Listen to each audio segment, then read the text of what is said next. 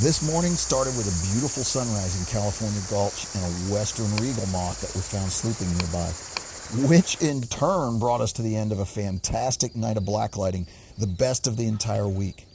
And after all the monsoon rain from yesterday morning, we were looking at a wet, wild, and crazy drive out of this canyon.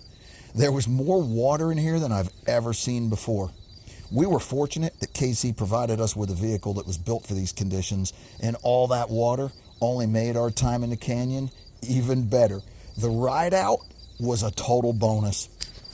After a wet and bumpy ride switchbacking our way up, we reached the top of the canyon and the thriving metropolis of Ruby, Arizona. This little speck on the map nears the remnants of a ghost town, but rumors to be more of a way station for traveling migrants. So we chose to look, but not enter.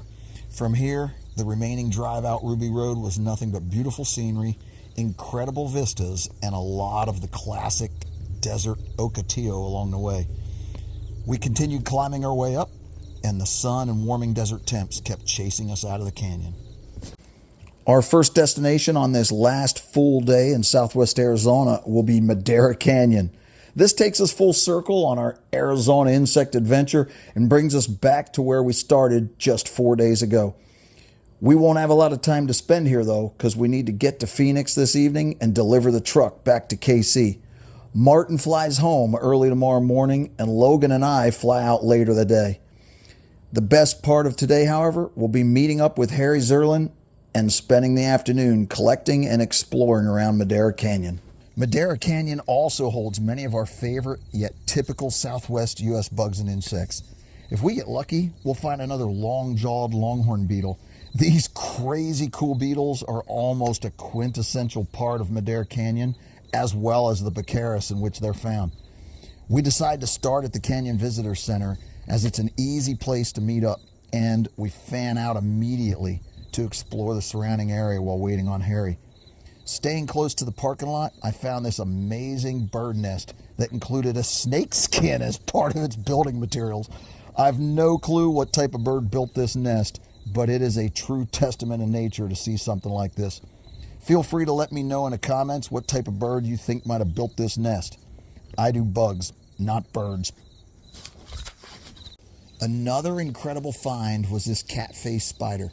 These beloved orb-weaving spiders live up to their name by having protrusions that resemble cat ears, as well as, in my opinion, an image that looks like a dancing chihuahua on their abdomen. Still waiting on Harry, we pushed further into the scrub, focusing on the becaris, aka desert broom, for more obvious insects like these really neat solitary longhorn beetles. We also found a bunch of large, very common fig beetles, but we're mostly hoping to find some of the beautiful green click beetles hiding in the becaris. A very exciting find was this large sooty-winged katydid. Always part of the cleanup crew are the dung beetles, and one of my favorites in Arizona are the amazing green boreal dung beetles. Okay guys, this is a predatory katydid. Looks like a grasshopper, but those jaws are not made for being nice. This guy is a carnivore. They eat other insects. And I'll see if I can get you a better look at his jaws when we convince him to, there he goes, let him bite something. This dude is cool. They're beautiful, but they're also pretty angry. Look at that. They're angry little bugs. But what I'm going to do is I'm going to also show you his wing, because their wings, I love the forewing. It's just that exterior color. But check these. Oh, let's see if I can get him to do it. He's fighting me with his legs. I get his legs out of the way. Hang on. Look at him. They're funny. There we go. This works great right up until he bites me. Then I'm going to scream like a little girl. He almost got me. Come here, man. Get your knees where they belong. There we go. There we go. I think I got a little bit of control of him now, that I can at least try to. Alright, much better. The wing is super cool. Black with some modeling. A lot of people don't realize that most grasshoppers can fly. Now this is not a grasshopper, it's a katydid, but most grasshoppers and katydids can fly. And again, this is a large gray predatory katydid, and that's pretty common. As far as I can tell, this is a male. Females get somewhat bigger than this. This is a pretty big katydid, but the females get even bigger. Hey man, be sure you like and subscribe to the channel if you like what's going on here and you enjoy it. Then help me out. All right, thanks. I appreciate your support. Take care, guys. Harry finally arrives, and after a quick greeting, we're all in the scrub now. Shortly afterward, a couple mule deer arrived and wandered throughout the area. The deer in the canyon are somewhat comfortable with people and will often feed within really close proximity. Moving our focus off the desert broom, we found large numbers of giant mesquite bugs amongst the mesquite. Also hiding within the mesquite are the steel blue cricket hunters actively searching prey. Not necessarily prey for the wasp, we found really beautiful desert grasshoppers, and they were just escaping the heat of the day. We were running out of time and trying to bleed every second we could from this amazing day in Madera Canyon. Harry suggested we make a quick hit into Box Canyon, a mile or so away, and I never disagree with Harry. At the first drainage in the canyon, we found a small group of sulfur butterflies, the most butterflies we'd seen on the trip thus far. While Harry scoped out the sulfurs, I flipped a rock and found a scorpion. Further down the road into the canyon, I found a beautiful turtle, only to later learn that it was a threatened desert box turtle. And as if to give us the perfect ending to our day, the Arizona desert gods gifted us a brown desert tarantula. What better way to leave the brush and head to the lodge to get a cold drink? While relaxing with Harry at the Santa Rita Lodge, a small group of turkeys fed within 20 yards of us.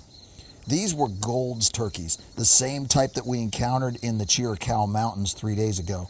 And with the turkeys keeping Harry company now, it was time for us to go.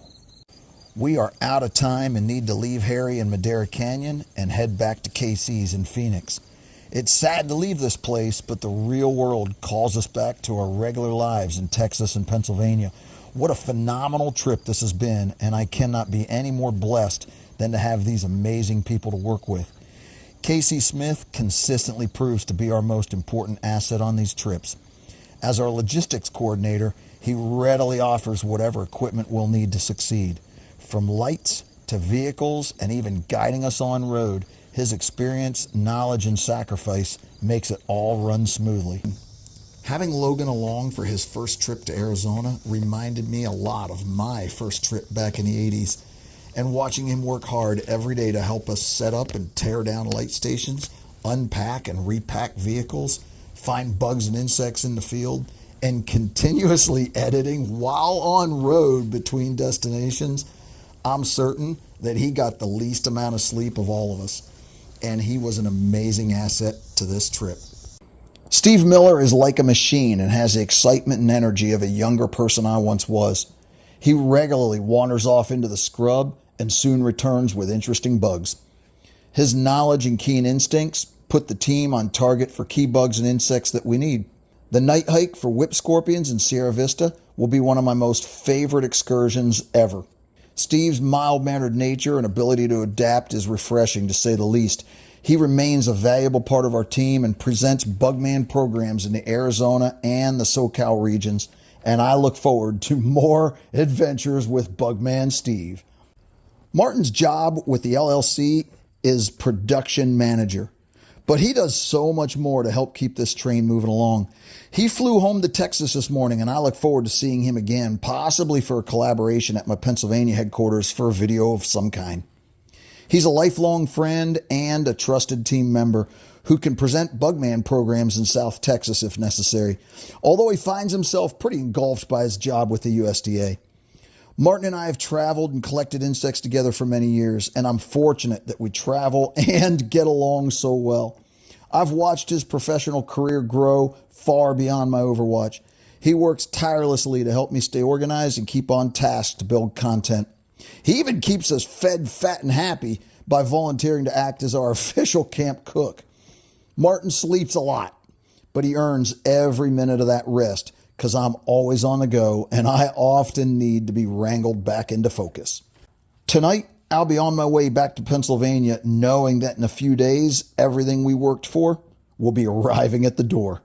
I'll also be praying that it's in the same condition as when I shipped it. Thanks for coming along on our Arizona insect adventure.